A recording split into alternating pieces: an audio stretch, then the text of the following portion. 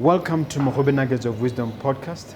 My name is Mompoloki Lerumo Mogobe. Our objective is to enthuse, inspire, energize, and empower entrepreneurs and entrepreneurs of all stripes here in BW and beyond. We do so by inviting these entrepreneurs into our makeshift studio. Sometimes we call them to the restaurant, sometimes we go to our studio, and we ask them to share their experiential knowledge, their experiences and their expertise. And we ask them as many questions as we can, aimed at empowering you also as a viewer.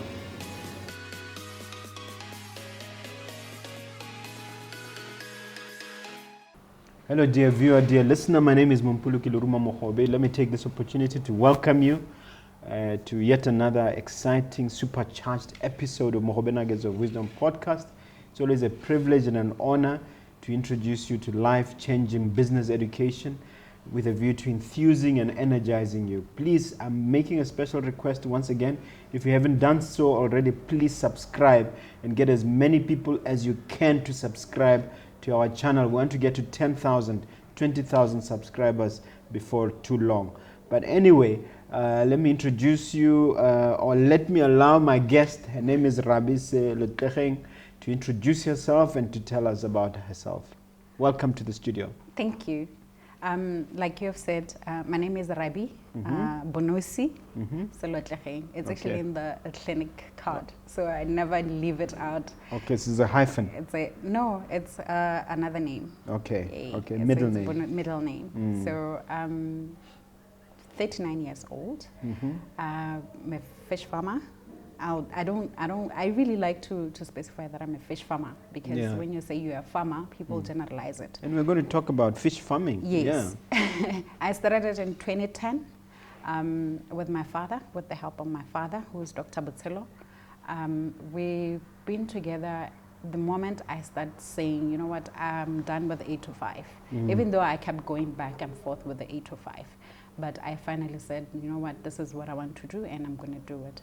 I've done my primary level in Khabani, where I am from. And I've done my secondary in Lobatse. I've done my diploma in BAC. And I started working in... Diploma in what? Diploma in NCC. That is a computer course. It's actually computer, Microsoft's. They call it computer science now. It's not about, coding and stuff. I did Java. That is the coding that I did. Okay. It was hectic, but I managed to pass it. From there, I started doing the one thing that is actually significant is the Mandela Washington Fellowship Program, because that's where now my entrepreneurship started blossoming. I was called under... This is where you met my executive assistant, Lebo Manson. Yes. Tell us about that experience. I didn't meet her, actually. Because I'm a fellow, we managed to have a contact base. So that's where she got me from. I did it in 2016 under business entrepreneurship track. I was in Iowa, USA, and that is where I found how agriculture is not just farming agriculture, it's business, like a big, huge business. And that is when I came back, and then I turned everything around with the business that I do and concentrate on the agriculture. Yes. What is the definition of fish farming? A lot of my guests are clueless, including myself. What exactly does it entail, and how do you define it? Okay. When we talk about fish farming, we're talking about having fish in your ponds, having fish in your daily thing. It's like having cows and chickens, but because it's sensitive, it's a bit not common like other things. You keep it, you clean it, you make sure it eats, you make sure it's being harvested and it's being eaten, it's being sold. That's basically fish farming. Okay. How did you cultivate interest in this? How did it all start? I wanted to have something different, something challenging, because we all, as young people, we all run to having, duplicating what other people are doing. So I thought, you know what, I've never seen anybody in the southern region who does fish farming. So I've developed an interest in it. I've started with about 50 of them, and I never looked back. 50 fish, with the help of fisheries department. I got the fingerlings from Madinari. I came back and I started doing them in smaller tanks. And those smaller tanks were actually biofiltered. So I started doing a smaller number and learned. I didn't go to school for it. I learned to do it. I've seen the challenges from day one. Some of them will die, and how did you those learn? are the things. Is it something you can pick from YouTube or from Google? I know everybody goes there, but with my experience, I had to learn. What I see on Google, what I read on Google, and what I see on YouTube, it's not basically the same as what I've done. It was a trial and error thing with the help of my father. Like I told you, we've been doing it since 2010 together. And Your dad is in farming also? He's actually a newbie. He's doing economics. But because it's his field, he's always in and out of the farm. So he's helping me all the time. Because it was something that we both didn't know. It was more or less like a research. For the past 9 years or so, we still haven't made profit. We try to get profit, yes, but like I'm saying, it takes time for you to learn every day. It's not something that you see on YouTube and you can duplicate like chickens and cows. So basically, we don't even have a manual written by agriculture to say, look, here, take it and fly with it. So we have to actually go ahead, learn as we grow fish. What's the role of the Ministry of Agriculture in all of this? They will give you permits. They are very supportive because I don't want to take that away from them. They've been supportive with us. They've given us the first fingerlings from Madinari. They've been there with us, seeing that if we have diseases, they're always there to, if we have something that we're not even so sure of, they come and advise. They're always in and out of the farm because it's something that was actually exciting for them. It's closer to the Ministry of Agriculture offices, so they're always out there and seeing what challenges are we having. You know, they give us permits, they give us species, they give us all the information, like where to get feed, how to get it, what permit do you need, you know, who to sell to. They give us advices on all those things, but majority of the work is us who's doing it. Like we find our own market, we find our own feed where we can get it, but they always advise, they're always there. Wow. Yeah. You say you haven't made profit yet in 9 years, and yet you recommend fish farming to our viewers, to some people who want to try agriculture. Why do you recommend fish farming? We need more farmers, to be honest with you. Fish farming is broad. It's not just taking a fish, dunking it into a tank and letting it live and feed it and wait for it to grow. It's more of creating jobs. Market, we can't talk about market because right now we need about 4,000 tons, right, in Botswana, but we can only give 300. Per year or per? Per year, but we can only do 300. Tons? Tons of fishes? Yes. From 4,000 that is needed, we can only produce 300. How did you get to these numbers? Where do they come from? I do research. I check them with Ministry of Agriculture. So I'm very certain about what I'm talking about. The numbers, like if at all I go into fish farming, what is it I'm getting myself into? So those are the numbers that you need to familiarize yourself with. And that is one of those things that actually make you focus and say, this is the number that I'm willing to get. But like I said, market, you can't do anything. It's just too huge. Yeah, you can't touch. And how many fish farmers do we have so far in Botswana? I'll talk about the southern region, where we have me, as in the biggest. Nobody. I'm not claiming it, but it's me. And then there's a lady called Tolo, James Farm. I can call you a super fish farmer. Yes. There's Tolo. Tolo is in Madinari. There is Ulf. Ulf is doing backyard in phase 4. So those are the fish farmers that I know Only of. 3? Only 3. That's the Apart south. What about the north? The north, I know of Chobe.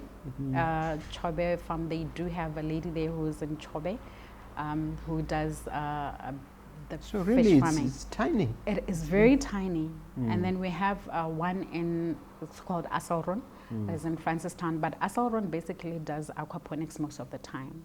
So fish farming becomes like So you recommend it both out of promoting the industry, but also out of self-interest. Yes. Because you recognize that you can only grow and thrive if others are thriving in the same industry. I can, because so far, by now, I'm doing fingerlings. I'm now, What are fingerlings? Fingerlings are the small ones. Those are, Like sardines? no, like the babies. Like I make sure that I know that sardines sometimes are very tiny. No, the very fish that you eat. I start collecting eggs, incubating them, making sure they're fries, and then they become fingerlings this size. You're talking and about then, brim? Yes, talking Mini about brims, as it mini were. brims as it is. So we're able to incubate, we're able to hatch. We have our own hatchery. That is why we're able to sell to other farmers. And Explain that process, because sorry to derail you a little bit, but it's okay. I'm just curious when you talk about the process. Can you just explain it to the viewer? Like how to hatch, How to to do get your it to own a hatchery, point? to How a to get point it where from start to the to the market? plate. Yes. Okay, From the farm to the plate. Before as it that, were. okay, before then, I used to collect fingerlings from Madinari. They have a hatchery in Madinari. It's a Ministry of Agriculture hatchery. But then again, I came back from US and I made contact with the Kenyan individual. His name is Dave Okech. So Dave gave me the Nile tilapia. Nile tilapia is nowhere to be found in Botswana. To be honest, southern region. It's there, but it's not easy to get it. Reason being, you can't have it mixing with other I species. used to get it in from here. Namibia, though. Yeah. Is that where it is mainly? Yes, but they want, for you to cross it over life, you have to have permits. Okay. And they need to know where it's going. Anyway, So carry on. with Nile tilapia, I found out that it's actually grows bigger and it's a bit tastier. And again, the time that it grows, it's a bit because it takes about 6 months for it to be ready for market. So I decided to stop collecting fingerlings from the hatchery, and I did my own small hatchery, which now has grown. And what I hatch shape does that take? It's just like a fish tank. It's So like a fish tank, sort of. Yeah, how big? It's quite big. I started with a smaller one. How I big? can't really say this much or Size this of much. this table, size of, maybe. Twice this table. Okay. And that is when I hatch right about 45,000 a week. So A what week? yeah, It's a big number. it's a big numbers because we have big ponds where we can just, if we don't have anybody buying, we'll be able to now, have our own production. But what we do is that we collect eggs, brim, hold eggs with its mouth. Yes. So we take that process of, taking the eggs from the fish, putting it The on mouth of the fish. yeah, putting it on the Without killing it? incubators. No, it won't die. Okay. Just open it. Just open it and take it out Okay. like you're pouring sorghum onto a plate or something like Yeah, that, yeah, because yeah. that very tiny. Yeah. And then we put them in the incubator. After maybe a week or so, they will hatch. And then we kept them on the small aquariums for like 7 days. Then from there, they will be fries, probably a size of my nail. And then we kept them there at the hatchery tanks for about 14 days until they grow. After 3 months, we release them to a little bit bigger pond. Which you have in your farm. Yes, I'm talking about things that are happening at the farm. Yes. Then after 14 days, after 30 days, Did you have it's to dig now a dam? fingerlings. Yes. The reason why I was saying I would recommend fish farming to anybody is because we need people who can dig dams. We need things like dam liners. And we don't have those things in Botswana. We use whatever we can get our hands on. So it's always advisable to have people who can do all those, who can dig ponds, who can bring us dam liners, who can make sure that the pond is running, who can give us pipes, who can do plumbing. You know, we were talking about engineers and plumbers. We're talking about people who can, like trucks that can move the fish. You know, we don't have those things. So how long does it take for it to be ready to be harvested, to be taken to the supermarket or to market? Okay, with Nile tilapia, it takes about, which is the species that we have now at the farm, we take about 6 to 8 months. It should be ready by then. Okay. Between the first month and the 6th month, you'll be feeding and making sure that it's clean and making sure that your ponds are clean, because it's one of those sensitive things. If you don't keep it clean, it affects its growth. If you don't feed it properly, if you overfeed it and you underfeed it, it affects the growth of the fish. So the time that you have, 6 months, is when you have everything proper. Okay. You have the feed correct, you're giving it the best feed, which we don't have here. And these are the things that we need. We need people who can give us feed, people who can go and farm the ingredients that goes into the fish feed, people who can bring it here and then we buy it from And them. it's seasonal, is it not? The fish, yes, it's seasonal, because right now, when we say our winter is from May to July, with fish you start from March until October. Like right now, I'm willing to harvest between September and October. Willingly. If I had everything that is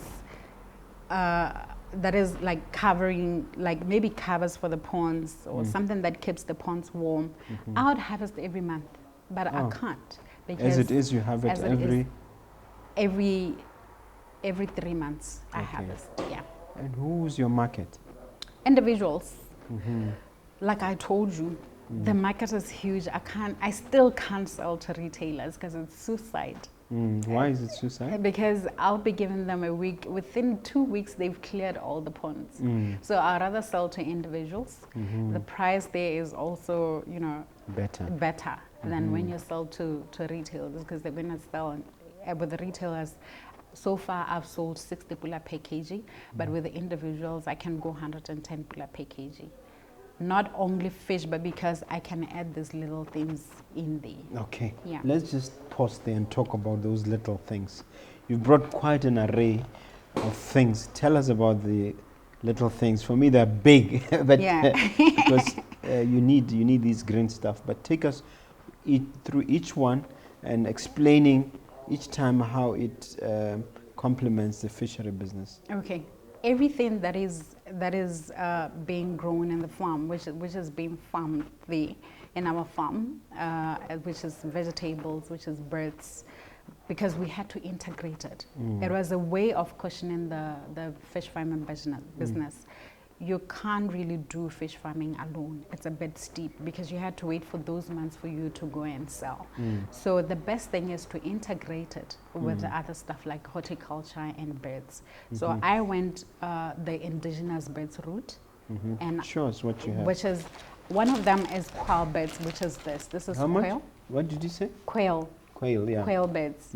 I also have guinea fowls. Is it the quail that's mentioned in the Bible? That kind of quail? Yes, manna. That's the one. Came in tons to feed the children of Israel. Yes, I've got those on the farm. And each bird is 15 pula.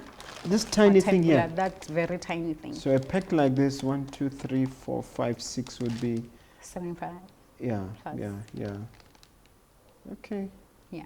You said 15, no. 15, 30, 45. 45. That would be times 90. 2, yeah. 90 pula. Yeah, that's 90 pula. Yes. So we have those, and not because we are really into it. It's our business, but because it's supporting the fish farming project. But it can be a business on its own. Yes, it is a business on its own. All these are business on its own. And water from the fish is the one that is going in here. Yeah. How does it work? Integrated farming. We have so much water that is on the ponds. We've got about 9 ponds. Each pond is like 9 meters by 30 meters. So you can imagine how much water is in there. So when we recharge water, when we circulate the water, when we clean our water from the ponds, there's those toxins that stays that are in the water. So those are the ones that we give it to the birds. Toxins sounds like they're not poisons. actually toxins. They're not poison. They're toxins but to the fish. Yes. To the fish, but not to other animals. Not to other animals. Yeah. So we send it to the birds. They drink it. We take whatever droppings from the birds. We send it to the ponds to balance the pH level. All right. And then with here. Explain why it has to be balanced. You can have lots and lots of ammonia in there. You can have, sometimes you don't even have nutrients in there. So what we do, we produce algae with it. So fish eats on algae. That is one of the supplements that you give to fish. Is this the model that's approached also in America where you studied the best? Is this what they do? They integrate? They integrate. Half the time they integrate. Okay. Yeah. Because you can't do fish alone. You can't do fish alone. Even in Kenya, they integrate, unless they're doing cage farming, because you have lots and lots of systems that you can use. So in Kenya, if you're not using cage farming, what's cage farming? Cage farming is when you dump the cage in the river, and then you have your own fish in that cage. You feed them in that cage. You harvest from that cage. You just pull the cage out. Yes. When the time is right. When it's time is right for you to harvest. Okay. And then with these we have aquaponics. Everybody's excited about aquaponics nowadays. Yes. Because we're using fish droppings. So we have the aquaponics system where we have lettuce. It's actually mixed lettuce. So that is where we get water from. You have cups, you put them on the pipes. You know the aquaponics model? No, so you're about to educate me. You have pipes that are lined up, or however you want to have your aquaponics system is brought. I'm not really a professor on that department, but what I have is pipes. You have cups that you put your vegetables in, and then from there's water running from the biofilter system and the fish department, where it goes into those pipes. So is it not just a case of diverting water to your exactly what we're doing. To your garden area or something? That's exactly what we're doing. This one is from the soil. This is lettuce, right? That's lettuce. Okay. And then this one is from the gardens. It's from the soil. Okay. It's shallots. We also have onions. We also have smaller gardens for cabbage and tomatoes. This is a business on its own. Yes. Do you then retail these ones? Yes. And here, this one you're not afraid to? No, I'm because not afraid. You have a supply? Yes. Okay. We've been supplying, do I need to mention them? Yes. Yeah, I've been supplying square mat with these ones. Yeah. So these have been very popular with square mat. These are cherry tomatoes. But let me tell you why they're also popular. It's because of this. The branding. Tell me about this branding. This branding, a lot of thought went into it. Yes. Tell me about this branding, because it's just so attractive. It's aquaculture. It's actually everything from we don't use fertilizers at the farm. The only fertilizers we have is water from the ponds, from the fish ponds, and droppings of chickens and all birds. That's it. That's all we have. Okay. So with this branding, we thought of aquaculture, aquatic. Everything is from call them aquatic treats. Yes, these are treats from your aquaculture. That's very powerful. Yes. And again, you can see that the only thing that you have there is fish and water. Okay? Okay. Yes. And those are, these are quail eggs. Tell me about them. Quail eggs, I don't think I've ever tasted these. Okay, they're more nutritious than the chicken egg, to be honest. And everybody says, if we have, including me, if we have tasted them, the same way as you've had tasted the quail bird, you'll never eat chicken again. You'll always go for these ones. It's like a delicacy. It is, and I want to change that mindset of saying we're having a delicacy, because that's what it is. It is a delicacy. But I wanted you to have it the way you have it with your friends when you're having a braai. You know, when you're having your do you have to cook it, or you eat it raw? You can cook it, you can braai it, you can. Some of them put in like dye shakes. Like you have those milkshakes. They put it in there and then they eat it. Okay. They drink it. Yeah. So, when the quail reach a certain size, you then kill them, or what's the right word? It's yes, we harvest. I Harvest always them. say harvest. We harvest everything at the farm. You don't kill anything. We don't kill anything. So you harvest them, and then what happened? And then you have new lot that now generates these eggs. Okay, this is what happens. You have layers, the ones that can have eggs without being fertilized, and we have the ones that you can. It's like moving the male ones from the female ones, so that you can have not so fertilized eggs. And then if you want fertilized one because you want small chicks, then you can fertilize. You can have males and females in one cage. Yes. Okay.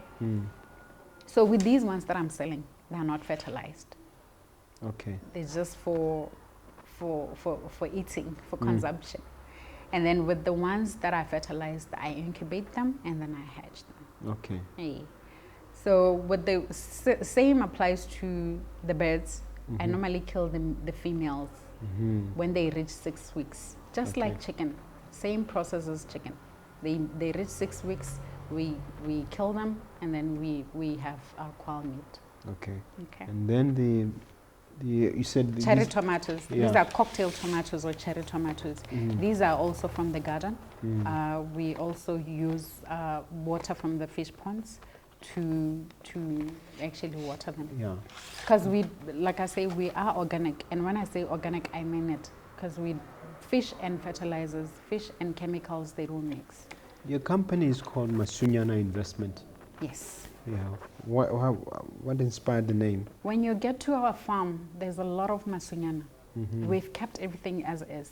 We haven't cut them. Masunyana being the tree. Type of tree, yeah. Yeah, we haven't cut anything down. It's just bushy. And where is the location of the farm? It's in Khabani. Just in the outskirts. As you go out to Kumakwane, it will be on your right. After that filling station? There's a Puma filling station as you get into Kumakwane? No. Before that? Before that. There's a morula tree that is famous. Yes, I've seen people having braais there. Yes, that very morula tree. Not far from Mr. Sebeho's house. Yes, that very. We're basically behind Mr. Sebeho and Mr. Nao Moroka's houses. Yeah. It's only that you have to go around. Okay. You have to go 10 by that morula tree. Okay. Go in, but not like 5 minutes. You'll be going east again. Okay. Yeah, most people know it because we're close to the late Mr. Melton's house. We're just opposite them. And of course the idea is to keep it as sustainable, as natural as possible. Yes. Yeah. Everything there is supposed to be as natural as even we have orchard, but in the middle of orchard you'll find like your Masunyanas. Okay. But we make sure that they don't interact with the orchard. Let's go back to fish farming. Someone might be watching this thinking that I'm interested in getting training, being trained as a fish farmer. What's your advice? Where do they go? My advice is for them to go to Buan. Buan, they do have part-time classes. Botswana University of Culture and Natural Resources. Yes, they have part-time classes and they have full-time classes. But they interact because they don't have practicals. They interact with us farmers. They go to our farm for practicals just to show you exactly what they mean when they say the pond of a fish is supposed to look like this, supposed to be on this angle, they're supposed to be on this depth, so that you internalize it. You can see that, okay, this is how the pond's supposed to look like. A pond of a tilapia wouldn't be the same as the one that you put catfish in. So you should see the difference. When we say the systems... What would be the main difference there? The main difference is that with bream, I'll say bream because when I say tilapia, people think of another fish. But with bream, some of them they have their eggs laid by a shallow area.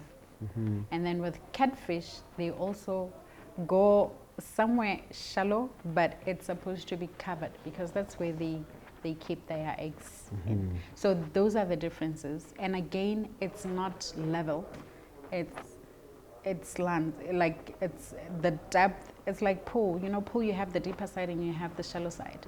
So it's supposed to be like that. So those are the things that you look into when you're talking about ponds. The size, we have different systems in our farm. So it will be easier for one person who's doing that program to go and see what kind of systems we have. So Buan offers what, a certificate or a diploma? I think it's a diploma. I'm not so sure. So once you have gone through, Once you've gone through, you can be employed by you. No, I'm not employed. I mean, you're qualified to be employed. I want you to start. Yes. I want you to be a farmer. Oh, Don't I see. go to school and you don't come think to that work. you need 3-4 years to No. just, you know, to touch up your skills or I get experience. I refuse. I want you to go to Buan, get a certificate, come and, because that's benchmarking basically. People like to benchmark, but they benchmark forever. So go to Buan, get your certificate or your diploma, come to the farm, benchmark. That is orientation. And because they will be the one organizing all this orientation, and I don't have any accreditation. Currently, to do is there a sizable number of students who are in the pipeline for graduation? A lot. They've been to the farm. Yeah. A lot of them. I've seen 30 people, 10 people coming in groups to come and see what So we when have. are they opening their own? Exactly. That's what we want. Do you encourage them to do that? We do. I'm not saying they should be fish farmers, as in there's a lot that you can do in fish farming. Either they sell feed, either they do ponds, either they do plumbing, because those are the things that they learn at school. Either they become plumbers of ponds, how to connect all those pipes, you know, the filtration pipes, everything. They need to do all that. They can actually be farmers in that way. When we say, I have a crisis in the farm, my fish is dying, I need somebody from Buan to come say, you know what, I know what I can do. That's what I'm looking for. I don't want to employ anybody from Buan.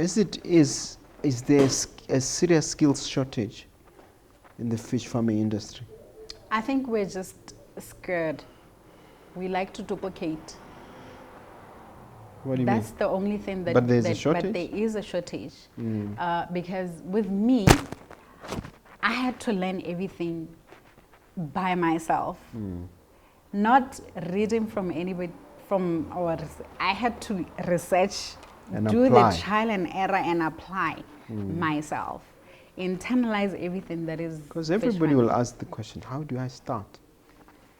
It's easy to start, but are you willing to be in there? That's what matters, because you have challenges. It's easy to start. First, like I said, you need to do orientation. Orientation is familiarizing yourself with the species that you need in that environment. You need to familiarize with where you're going to get feed. You need to familiarize with yourself, or if you have a crisis in the farm, like when fish is dying, where are you going? How do you solve these things? Because so far I've seen myself crying tears when I walk in the farm and I saw white and it was fish dead. Only to realize that there was no sickness, it was just cold temperatures. What should you have done? I could have covered the pond with a plastic. I could have found a greenhouse. So you learned that the hard So way. I learned the hard way. And you that's need to- 46,000 dead. Exactly. That is like a lot of fish. Each pond has got about 2.5. 2,500. 2,500. And if it's fingerlings, you can even go 18,000. So it was fingerlings. So I lost about 18,000 plus. You see what I mean? So those are the things that will say, am I really ready to start? So you will gauge yourself during orientation. Do I need to go large scale? Do I need to go commercial? Do I need to have this thing and learn before I can go commercial? Where do you buy initially the fish, or maybe the seed? Can't call them seedlings. Like, what can I call them? The eggs to start. Those are the things. You get brood stock. Where do you get that? Brood stock, you can get it from our farm. You can get it from Madinat. But is it the species that you want? See, those are the things that you need to orientate yourself with. I went to Madinari because I was looking for species. They have Mozambiques. Mozambiques, how does it behave? Does it take longer time to reach the market size? Or does it grow bigger? You know, I learned something about Mozambiques. And then eventually I was like, but there's Nile tilapia. Where can I get Nile tilapia? How long does it take for it to reach the market size? See, those are the things that you need to go through. That is where orientation. What do you say to those people who say Botswana is cattle country? Fish really doesn't have much, doesn't interest people much. It's not true. It's because we're scared of challenge. Because we see fish as a challenge. We like to duplicate and say, okay, I'm gonna get this manual. There's no manual for fish farming. You have to actually do it yourself, learn yourself. So, truly speaking, I would say fish farming is one of the things that I'll put in between the cow or beef market and diamonds. I'll take diamonds and then fish and then beef. So fish is really big. It's huge. Because of the huge market. Because of the huge market that we're not even able to. You're not even scratching the surface. Not even. Yeah. Now, I want to ask you this question about the actual product itself. You see some fish in canned form. You see some fish in those large fridges. From a health perspective, should we still be getting fish from a can? No, we shouldn't, because if we had more farmers, if we had more people getting fish from the dams, that we need farmers. Yes. To be honest, because that's where the clean water system is. If we had farmers who are doing this fish farming thing properly, we wouldn't be getting fish from outside to start with, because we're getting about 3 point something from outside the country. We're getting I'll say 3.7, because 3.7 means 3,700 tons. Tons, yes. From outside. So if only we had farmers, it will be from the clean water system. First of all, we don't even know where that fish is from. Is it from a clean water source, or where is it from? But because we have fish in our country where we're able to trace it, then I don't know why not. Why are we still having, why we don't really need to have that for as long as we have. I want to bring you back to the cans thing. Why do you think it's not a good idea to buy from the can? How long has it been there? That's the thing. Is it healthy? Where is it from? Those are the things that you need to look into. Can't we be healthy and get clean water fish from our ponds, from our dams? Things that we know that these things are okay. Cans, how long has they been in cans? You know, who prepared them? And why is food poisoning from fish so deadly? Because I've heard that it's just deadly. Is it tied up with keeping it for too long, or how does it work? It's actually tied up with the for keeping it too long. Yes, like you're saying. But again, it comes from allergies. Fish is one of the healthiest meat you can ever have. What do you mean from allergies? Some people are allergic to fish. Honestly, they are. Even the smell can actually trigger the reaction. But it's rare, isn't it? It's very rare. It's 1 in a million accident. I know it happened here in Botswana, but it was once after a very long time. So I wouldn't want to say it's one of the to be honest, it's one of the healthiest things that you can ever have. So it's the extreme cases when somebody gets. Yes. Okay. Yeah. Talk a little bit more about the value chain, the sort of opportunities available locally within it. Does it just end with diversifying this session in this sense? No. I've touched it even because we're talking about people who construct dams, people who give us sometimes we have not the dams, but we have tanks.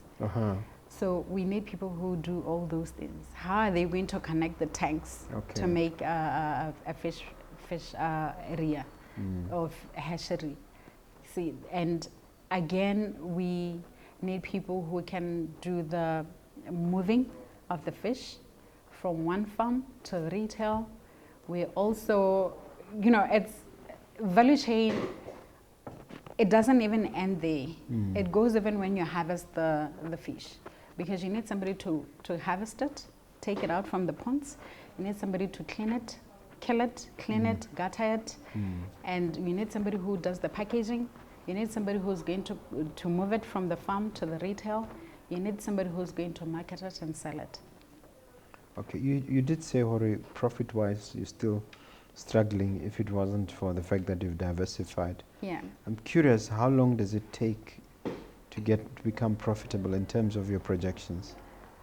For you to say I'm making profit. Yeah. The numbers. That's what I mean. What sort of numbers? Yeah, and if I were, for example, if I were to harvest 2.5 every month. 2.5 tons. 2.5, no, 2,500 fish. If I were to harvest 2,500 fish, then I'll be able to say, look, I'm making profit. But now I'm harvesting 3 times in a year. I'm harvesting in March, I'm harvesting in September, and I'm harvesting in December, which is quarterly. And there's nothing you can do about it? No, because of the weather. If I had somebody who was to provide me with the greenhouse material in Botswana, then I'll gladly be able to get it from them. If I were to have heaters to heat the water, then I'll be happy too. But because we don't have anybody supplying all these things for us, we get them from outside.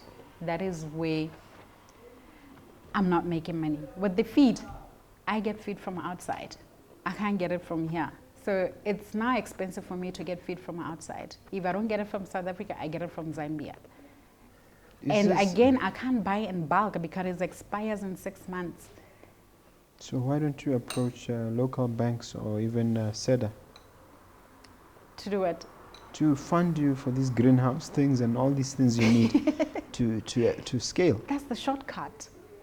With fish farming, you take time.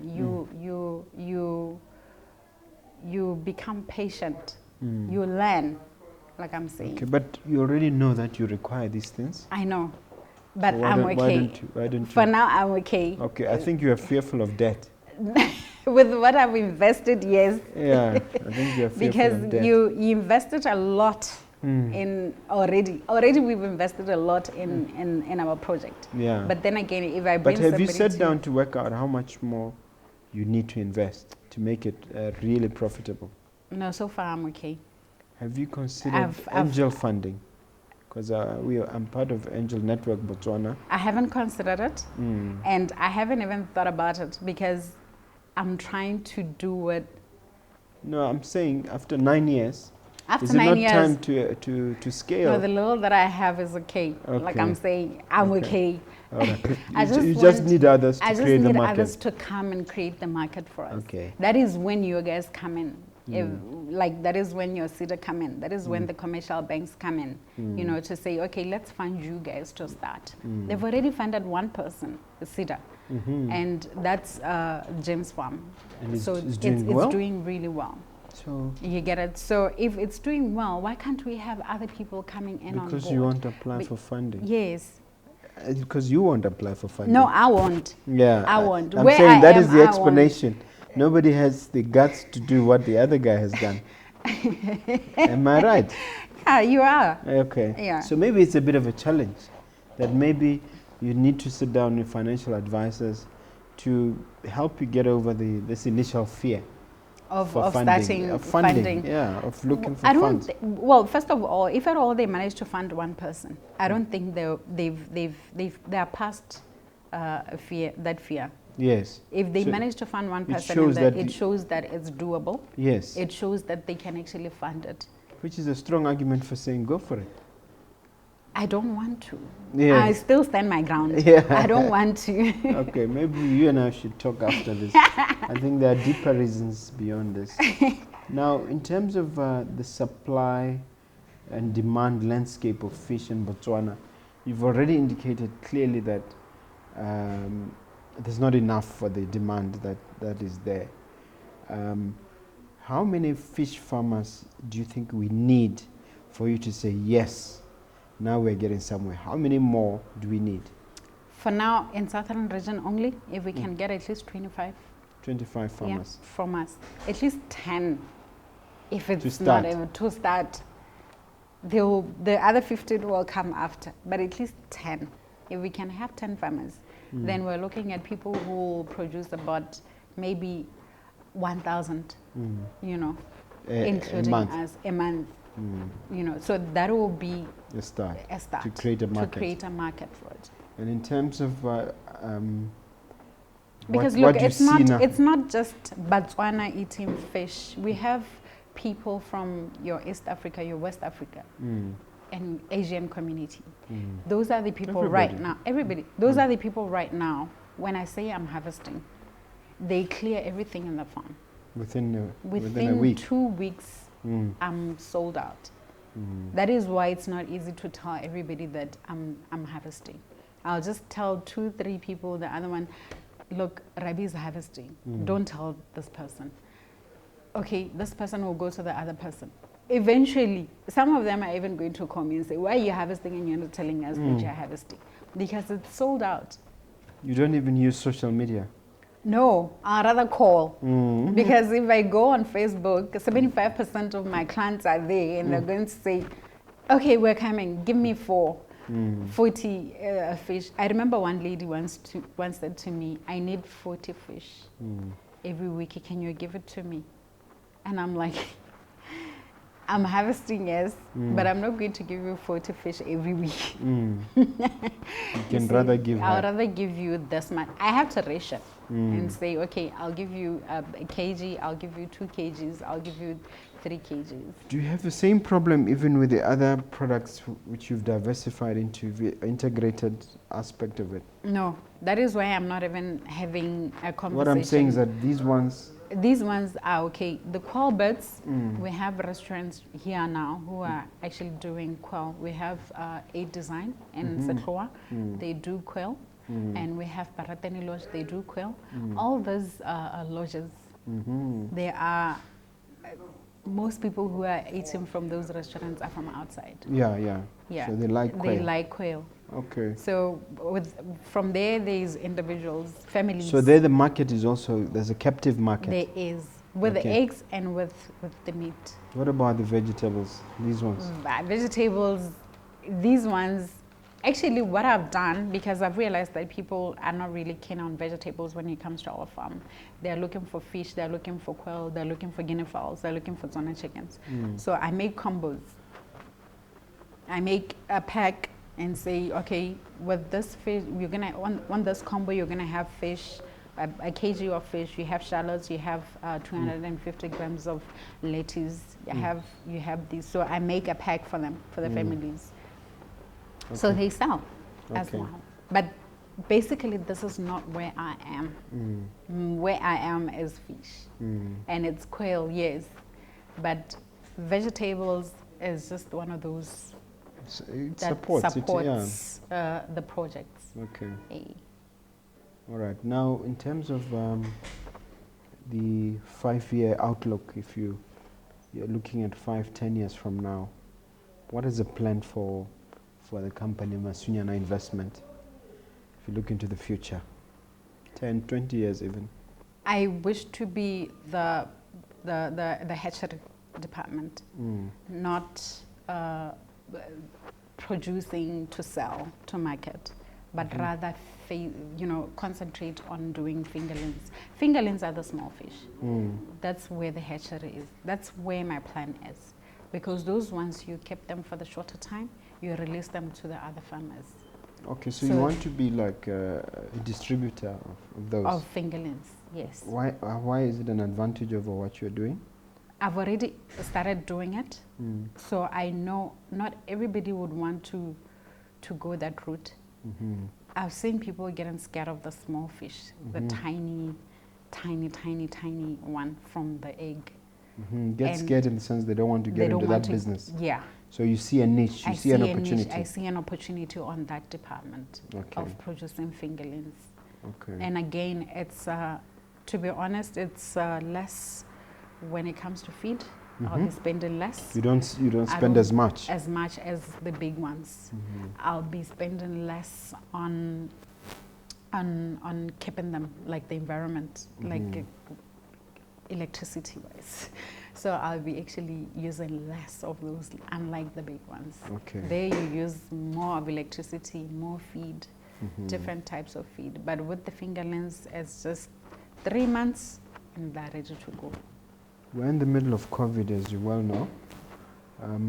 Has it in any way impacted your industry, positively or negatively? Positively, because now everybody wants to eat. They're home, they want to eat. Negatively, because now everybody is like skeptical to start the business. Will I be alive tomorrow or not? So with that, and again, that's a very poor way of looking at life. Yeah, I mean, do nothing because you might die. It is, but it's like what the future holds for me. You know, it's basically what the future holds for me. I'm just saying it like that, but it's basically to say the uncertainty. The future, yeah, the uncertainty of tomorrow. But other than that, it's a positive thing on my side, because I now get to know what's needed when it's needed. Everybody who's maybe, let's say for example, you have cancer survivors. There are certain vegetables that they don't want, and because they know that I'm organic, they always get our products, and we're able to now deliver to their houses because they're always home. We are able to say, we are here, come and collect at this point, and it's easier for them to collect. Negatively, to be honest, it's a way of how people look at farming now. Like for me to move from one office to the other, looking for a permit, looking for this, is it really worth going there? You know, is it really something that I'd want to do? I'll just wait until COVID passed. But is it going to pass?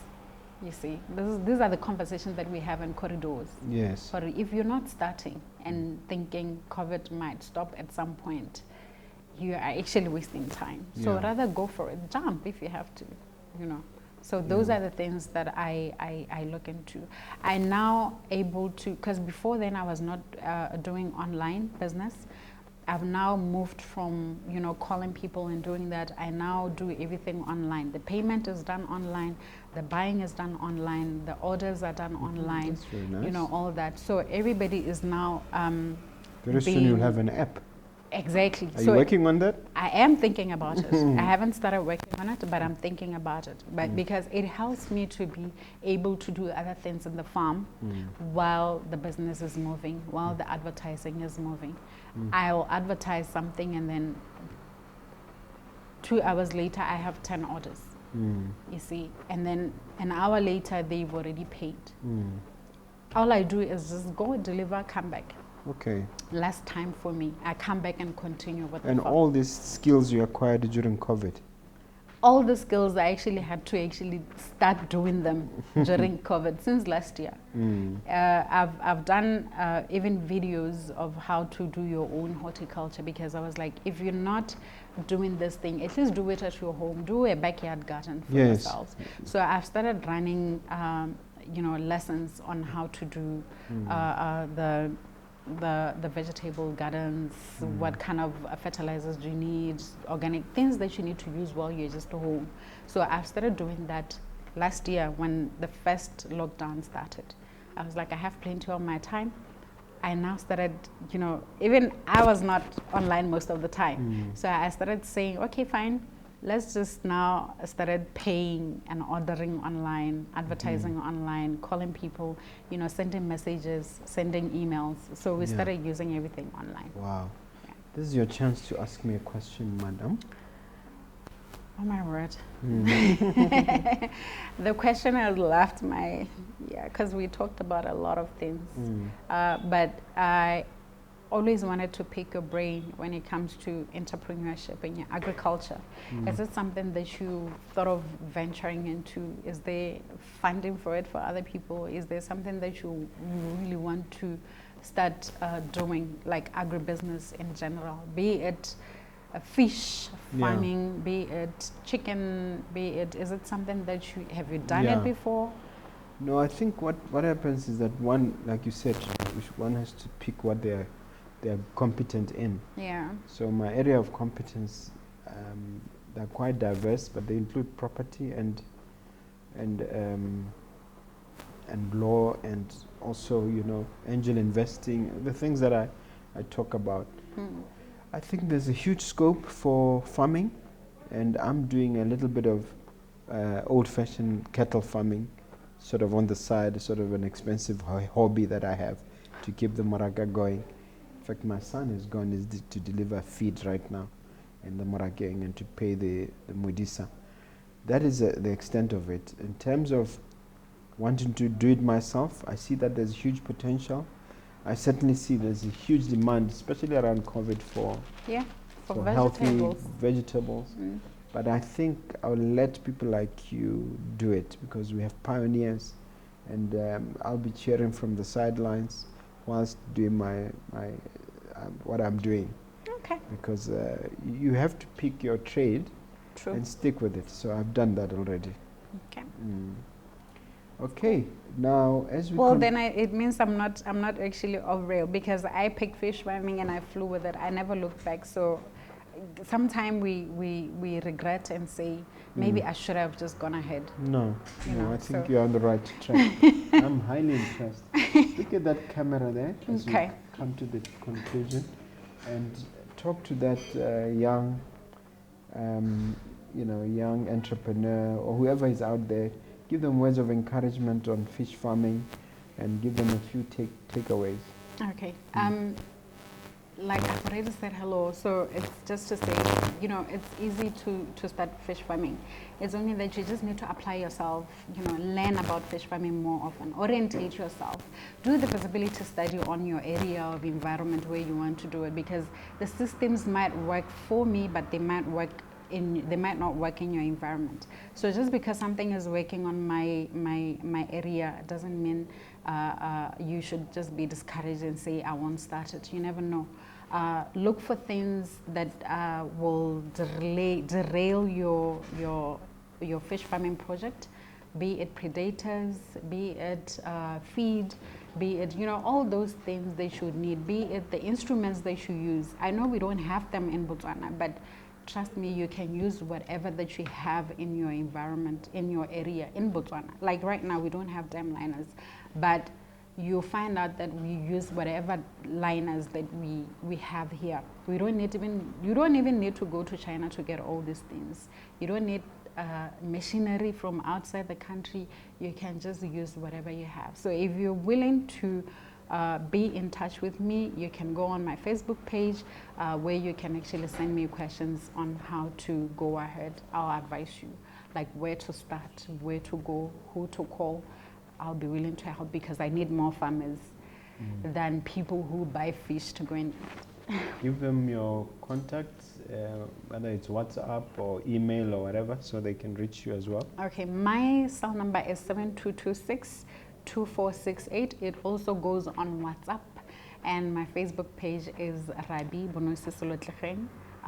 You'll find me there. I'm always talking about agriculture, to be honest. There's nothing really interesting in there apart from vegetables, fish, birds. That's all I talk about. Let me take this time to thank you, Mama Selotlegeng. You're welcome. You were a great guest, and you shared so liberally. You've introduced us to quail, among many other things. I know, right? So thank you so much for coming. You're welcome. All right. And thank you so much for inviting me. It was a pleasure. Yeah.